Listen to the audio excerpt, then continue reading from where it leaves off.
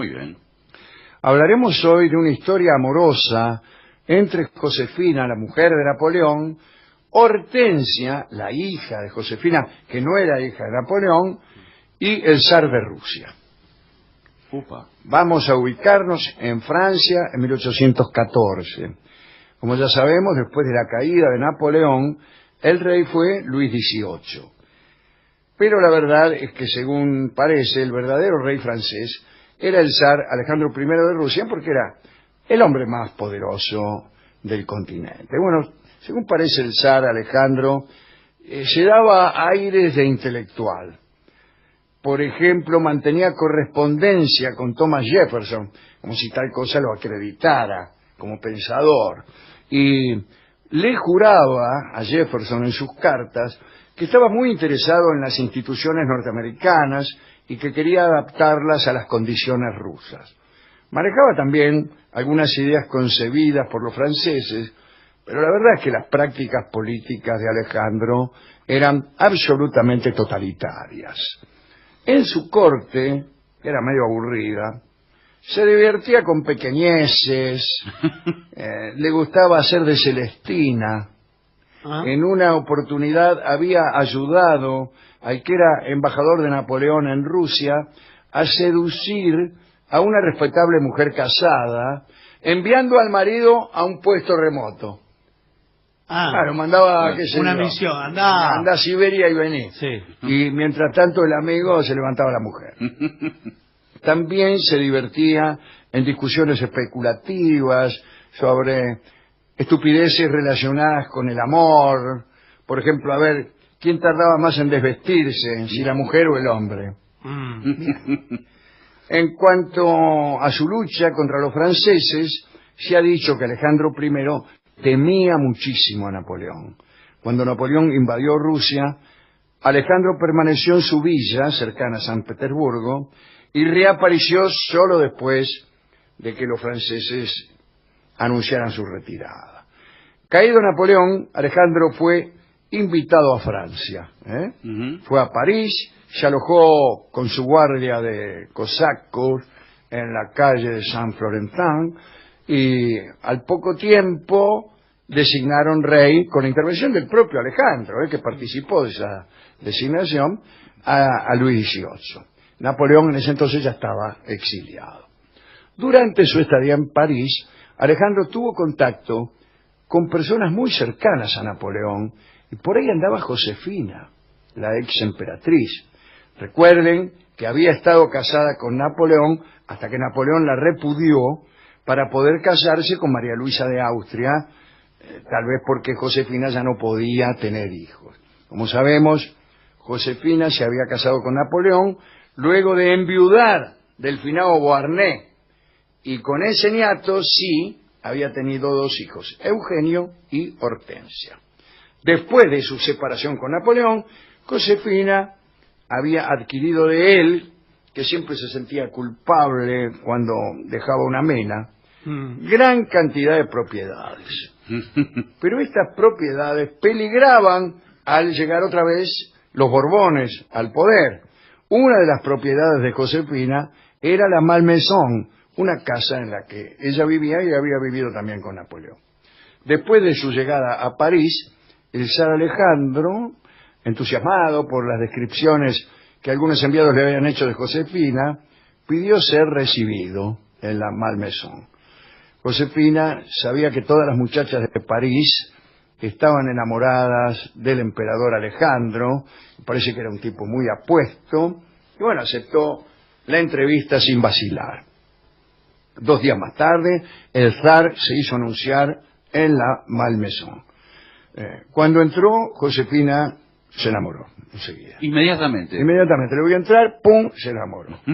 Dicen los cronistas que Josefina entonces puso en marcha los medios de seducción de los que disponía, que eran algunos menos de los que había dispuesto en años mejores. Claro. Al cabo de media hora, Alejandro, seducido también, estaba dispuesto a todo.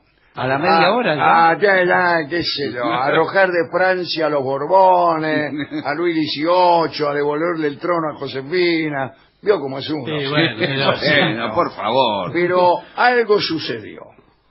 Se fueron a dar un paseo por el parque y en un recodo del camino se encontraron con Hortensia, la hija de Josefina. Y ya se sabe lo que sucede cuando uno se encuentra con la hija de una mena que se acaba de levantar. Hortensia era la ex reina de Holanda, estaba casada con el hermano Napoleón, con Luis Bonaparte, pero estaba alejada de su esposo. El zar Alejandro la vio a Hortensia y chau. ¿Y chau qué? Estoy saludando Bueno, por favor. a uno de los gerentes de la radio. Estamos siguiendo la historia. Sintió que su deseo cambiaba de rumbo, como suele ocurrir en algunos bailones. Pero por favor, estaba enamorado de la otra. Sí, bueno. Muchos aseguran que en lo sucesivo los paseos entre el zar y Hortensia terminaban, disculpe usted, Sí. en una habitación discreta. Por favor. Pero no hay pruebas de eso en verdad. Solo se han conocido unas cartas que por su tono revelaban una gran intimidad. Sí. Le decía cosas como ¿Cómo que? agachate que vienen los indios, no sé qué. Es un indicio suficiente. Sí, claro, ¿no? Yo no dispongo de esas cartas, ¿eh? Sea como fuere, el emperador, completamente deslumbrado por Hortensia, usó su poder para que la familia obtuviera un trato de favor. Y el resultado dejó estupefactos a los realistas. Josefina no solo conservó su riqueza, sino que además Hortensia vio su dominio convertido en ducado y obtuvo una pensión anual millonaria.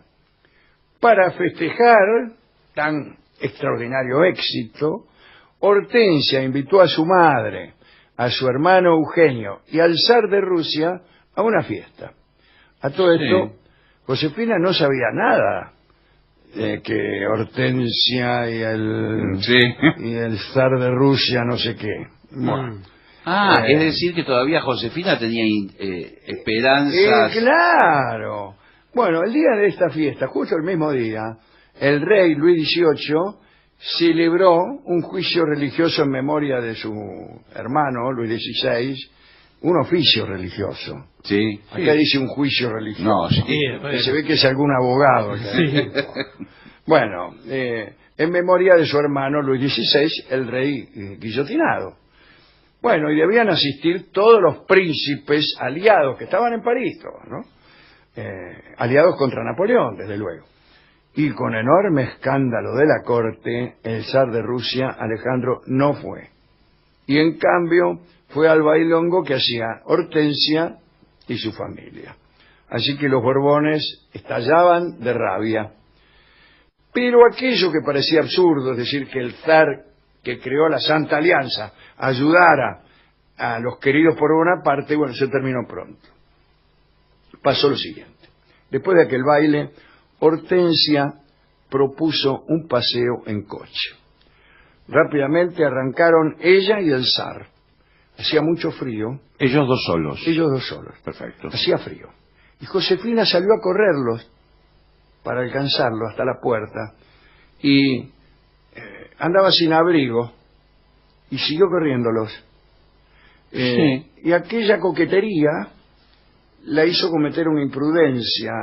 Enamorada como estaba de Alejandro y celosa de su hija, a pesar de que ignoraba el fato que había entre ellos, bueno, quería sumarse al paseo. Sí. Corrió, y se subió al final, pero no fue a buscar el abrigo.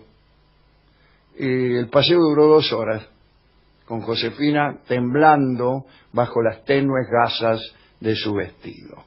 Y se pescó una angina infecciosa y murió un mes más tarde, a los 51 años de edad. Tras haber recibido los últimos sacramentos, la criolla, recuérdese que había nacido en América, pronunció el nombre de Napoleón y expiró. Era en 1814, ¿no? Alejandro I, espantado por todo lo que había pasado, dio por terminada su visita a París, se volvió a Rusia y reinó mucho tiempo. Hortensia no lo vio nunca más.